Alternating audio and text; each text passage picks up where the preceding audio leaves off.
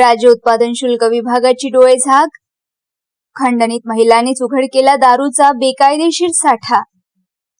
वणी पांढरकवडा उत्पादन शुल्क विभागाच्या कार्यक्षमतेवर प्रश्नचिन्ह, 64 टिल्लू देशी दारू जप्त.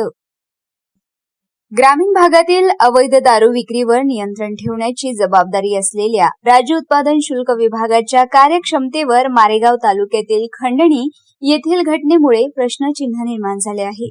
गावात अवैध देशी दारूचा साठा असल्याची माहिती मिळाल्यानंतर महिलांनी पुढाकार घेत एका शेतातून तब्बल 64 टिल्लू देशी दारू शोधून काढली. खंडणी येथील रवींद्र शत्रुघ्न लसवंते यांच्या शेतात महिलांनी शोध घेतला असता प्रथम 29 टिल्लू देशी दारू आढळली. त्यानंतर पुन्हा तपासणी केली असता त्याच ठिकाणी आणखी 35 टिल्लू दारूचा साठा मिळून आला. अशा प्रकारे एकूण 64 टिल्लू दारू जप्त करून पोलिसांच्या स्वाधीन करण्यात आले.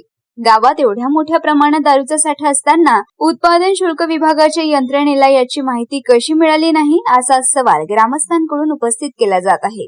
महिलांनी स्वतः पुढाकार घेऊन साठा शोधून काढल्याने विभागाच्या गुप्तवार्ता यंत्रणेवरही प्रश्नचिन्ह उपस्थित झाले आहे.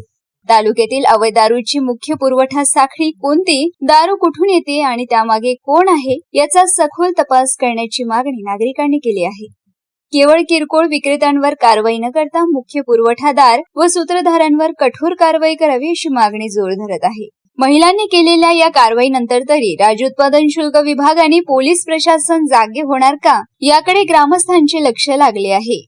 मारेगाव वार्ता, सचिन मिश्रा, मारेगाव, यवतमाळ.